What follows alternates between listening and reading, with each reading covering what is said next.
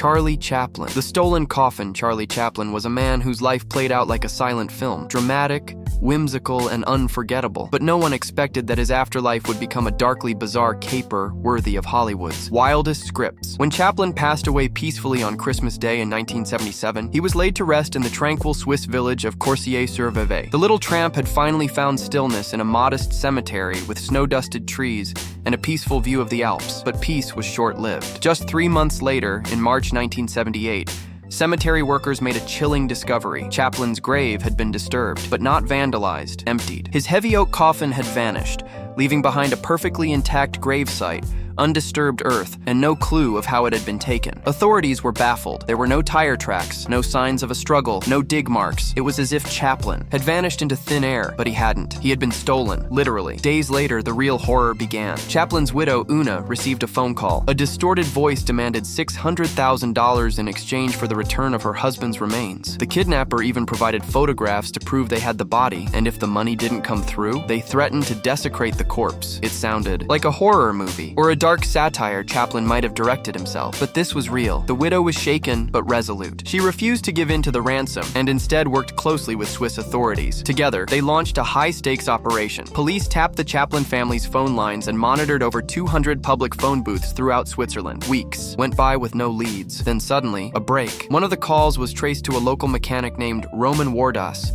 and his accomplice, Gancho Ganev, two down-on-their-luck Polish immigrants who'd concocted this insane scheme believing the Chaplin family was so rich they wouldn't blink at the ransom. When they were finally arrested, the thieves revealed the chilling detail that Chaplin's coffin had been hidden in a cornfield just 10 miles from his home. On May 17, 1978, 76 days after his body vanished, Chaplin was returned to his grave. But this time, the coffin was buried beneath several inches of reinforced concrete, sealing it for good against any future attempts. Wardas was sentenced to 4 years of hard labor. His accomplice got 18 months suspended. The incident shocked the world, not only for its grotesque nature, but because it added an unexpected final chapter to a man whose entire career was shaped by unpredictability. To this day, visitors to Chaplin's grave see only a simple marker. No sign, no plaque, no clue that beneath the soil lies not just a comedy icon, but the center of one of the strangest true crime stories in Hollywood history. But Chaplin's was far from the only grave with a strange twist. Some stories weren't about theft, but about identity and where a star truly belonged. Marlene Dietrich. The divided grave Marlene Dietrich was a woman split between worlds. Born in Germany, she became a global icon, renounced her homeland during World War II and became an American citizen. She was glamour, rebellion, and contradiction all at once, and her final resting place reflected that, quite literally. When Dietrich died in Paris in 1992, the debate began almost immediately. Where should she be buried? Though she had lived much of her later life in France and had rejected Germany during Hitler's regime, her daughter insisted she had always wanted to return to Berlin. The decision was made. Marlene Dietrich would be buried in the German capital she had once vowed never to see again. But it wasn't a grand burial, far from it. Dietrich was interred in a small, quiet cemetery called Städtischer Friedhof III in the Schöneberg district, not the kind of high-profile cemetery you'd expect for a woman of her stature. The location was chosen partially because her relatives were buried there, but also out of caution. Authorities feared that Dietrich's vocal anti-Nazi stance might make her a target for vandalism if buried in a more prominent site. That wasn't the only oddity. Back in Paris,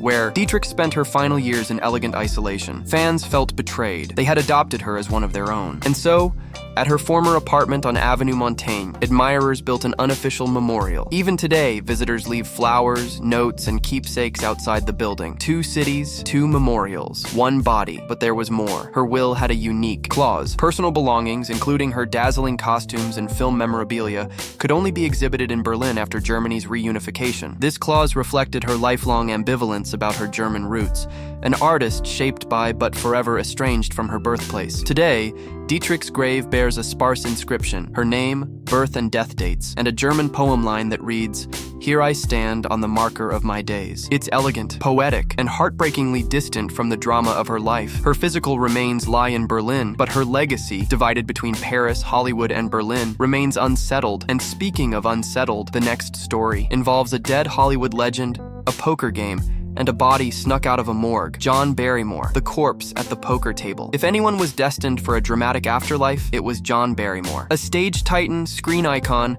and the grandfather of actress Drew Barrymore, John lived life on his own terms, and apparently, his death followed the same rules. In May 1942, John Barrymore died of cirrhosis in Los Angeles. Plans were made to bury him in the family plot at Calvary Cemetery in Philadelphia, alongside generations of Barrymores, but that would have to wait, because what happened next can only be described as pure Hollywood insanity. According to some accounts that have been fiercely debated and denied, Barrymore's death was followed by a heist, not of money, not of jewels, but of his corpse. The tale goes like this. Director Raoul Walsh and actors Errol Flynn and W.C. Fields, all Barrymore's longtime drinking buddies, weren't ready to say goodbye. So they bribed the mortuary staff at Pierce Brothers Mortuary and borrowed the body. Yes, borrowed. They allegedly propped him up in a chair at Flynn's Beverly Hills home during a poker game, lit a cigar, and toasted to their fallen friend, taking photographs and sharing one last night of debauchery. Sounds far-fetched? Maybe. But Errol Flynn himself hinted at it in his autobiography, and Raoul Walsh, when asked about it years later, didn't deny it. Whether fact,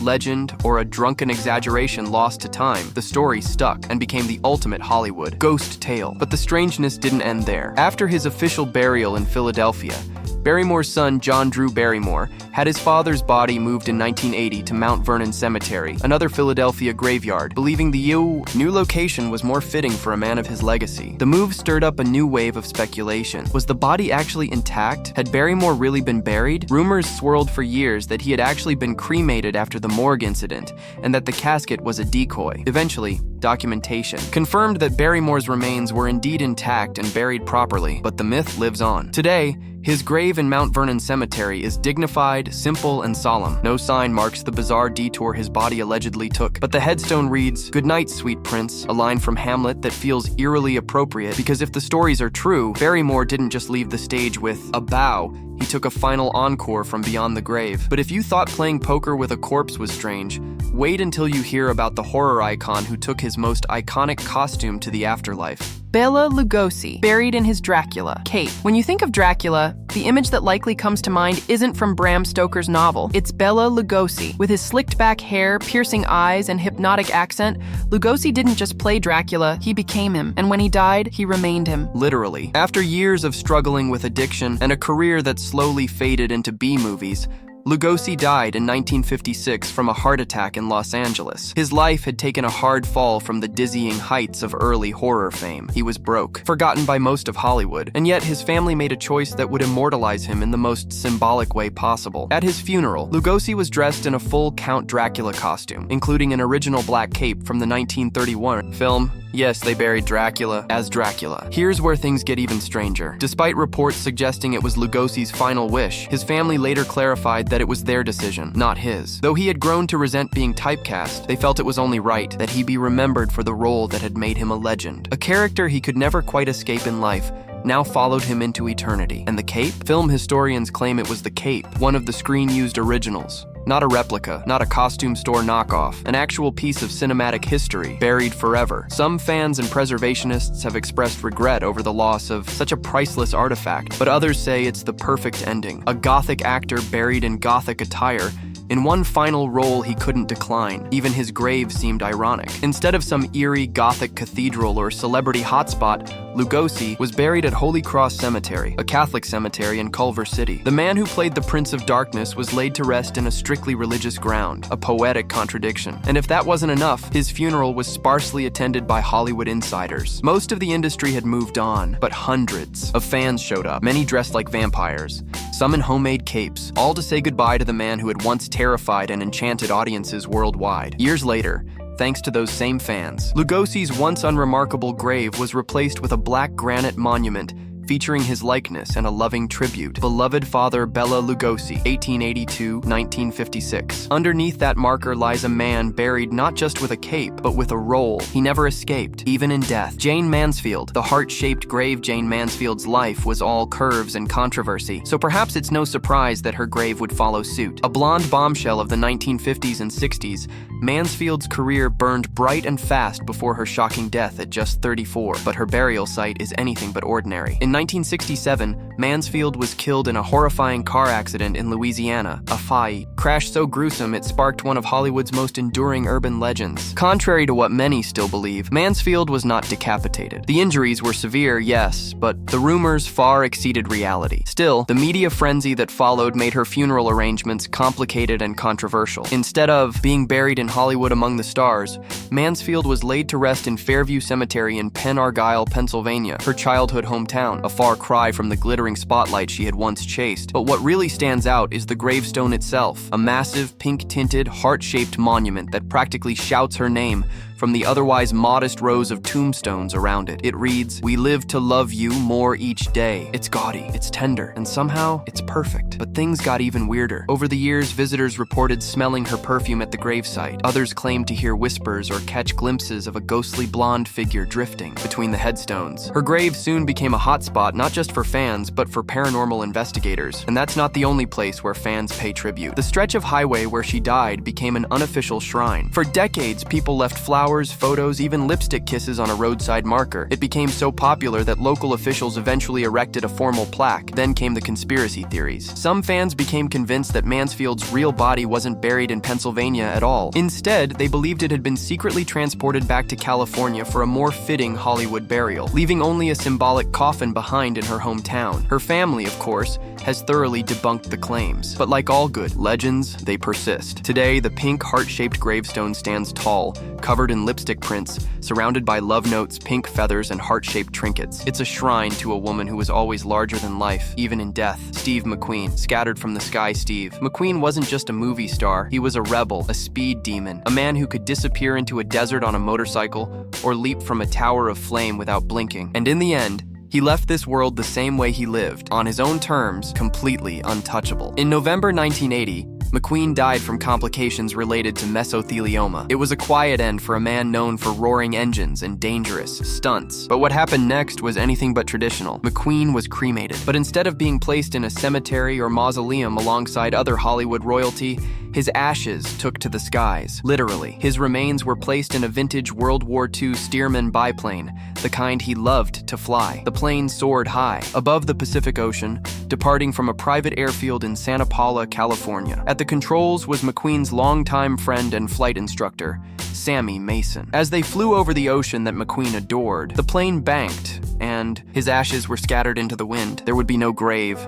no tomb, no marble statue, just sky, ocean, and freedom. McQueen had made it clear. He didn't want a public shrine. He didn't want fans placing flowers or turning his grave into a tourist attraction. And so for years, there was nothing to mark his passing, just a few scattered ashes drifting with the sea breeze. But fans wouldn't let go. Over time, an unofficial memorial took shape at the hangar where McQueen kept his beloved vintage aircraft. Visitors left model cars, racing goggles, motorcycle gloves, and black and white photos. In 2012, aviation enthusiasts and fans raised funds to install a small granite monument nearby. It read simply, Steve McQueen, 1930-1980. The spirit lives on. It doesn't contain any of his remains. Just memory, just myth, just McQueen. Perhaps most surprising? Hollywood had tried to bury him differently. Studio execs had suggested Forest Lawn, the go-to cemetery for the elite, but McQueen refused. He didn't want to rest beside stars. He wanted to rest where he had lived, in the sky. Today, devoted fans sometimes recreate the final flight path, chartering planes out of Santa Paula and soaring above the Pacific. They don't drop ashes. They drop silence, reflection, respect. There is no gravestone to visit, no coordinates on a map, just a patch of sky and sea, and a legend who chose to vanish into it. Jean Harlo, the sealed crypt. Jean Harlo was Hollywood's first true blonde bombshell, a star who burned too hot and too fast. Known for her platinum hair, seductive smile, and tragic aura,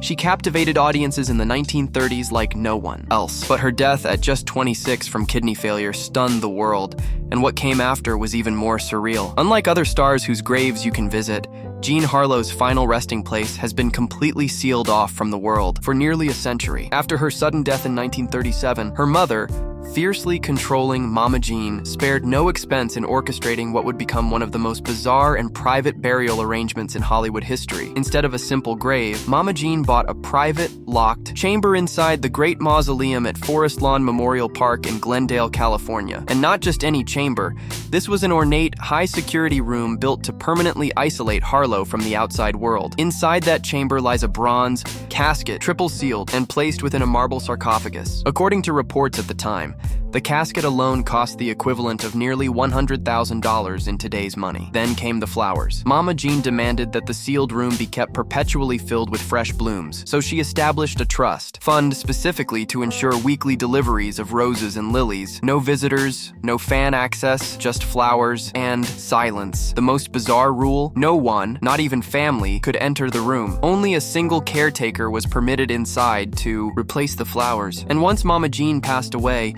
even that ritual faded. The trust eventually dried up, but the mystery lived on. The outside of the room bears no mention of Jean Harlo. The name etched into the stone is Harlene Carpenter, her birth name, and beneath it, our baby. There's no sign of the global superstar, no mention of her Hollywood stardom. It's as if her mother wanted to erase the screen siren and enshrine only the daughter she once knew. What makes the story even stranger is what happened after Mama Jean's death in 1958. She had originally planned to be buried in the same chamber beside her daughter, and she was, briefly. But soon after, Harlo's stepfather had Mama Jean's body moved elsewhere, leaving the star completely alone in her sealed marble room. To this day, no one has entered Harlo's chamber. No cameras, no public tours, just layers of bronze, marble, and mystery, sealing in one of Hollywood's most legendary icons forever. Rudolph Valentino, the borrowed tomb before Elvis. Before James Dean, there was Rudolph Valentino, the original screen heartthrob, the Latin lover. And when he died suddenly in 1926 at age 31,